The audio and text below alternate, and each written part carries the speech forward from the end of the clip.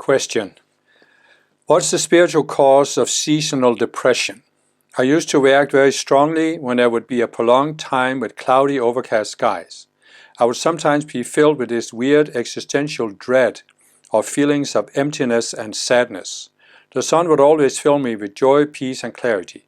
I still feel it creep up sometimes in the winter or spring when it's rather dreary. Well, I don't think there's a spiritual cause. I think it's more a physical, mental, emotional, and identity level cause. I think all of us are sensitive to weather. And I think all of us feel that when it's overcast, we feel like our energies are lower. And when it's sunny, we feel like our energies are raised up. And I think it's just, it starts as a physical reaction. You know, we even react to air pressure. And when the air pressure is higher, it's like it pushes the energies down. And when they're lighter, it's... So I think it starts right there at the physical. And what can, of course, happen is that over many lifetimes, you can have built these reactionary patterns, these subconscious selves in the emotional, mental, and identity body that react to the weather. So what I'm saying is, there's a purely physical reaction to weather. Simply at the level of the physical body. But it's just a reaction.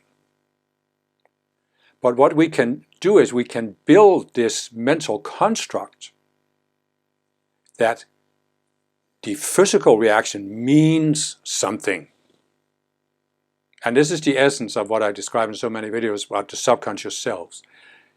They project a certain meaning to everything. And so ideally, right, let's look at your body. You eat something and you burp. Well, it's just a natural physical reaction, right? But in many cultures, it's impolite to burp at the table, and you are told as a child that you shouldn't do this. So now there's an emotional, mental construct related to burping. And it's the same thing with the body reacts to the weather. The body just reacts to the weather. But we can have, even over many lifetimes, created this construct in the mind that it means something. And if you have such a construct, it'll make it worse. You're making it worse for yourself by, oh, it's overcast again. It's raining every day. This means whatever it means to you. And now you feel like you should be reacting a certain way. So you can't just get on and say, oh, hey, it's raining today. It means something. So the only way to get over it is to examine yourself and say, okay, let's get these subconscious selves out of the subconscious.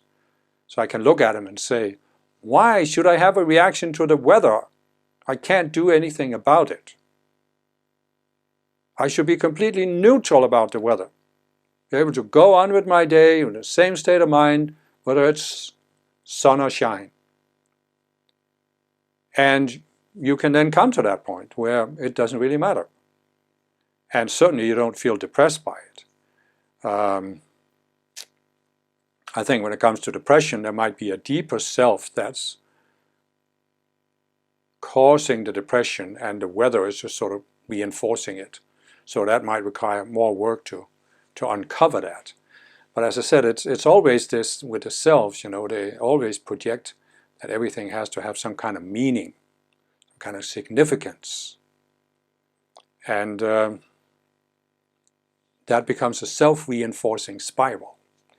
And if you want to get out of it, you just have to break it. You have to consciously, deliberately break it by examining these subconscious selves and what illusions they're based on.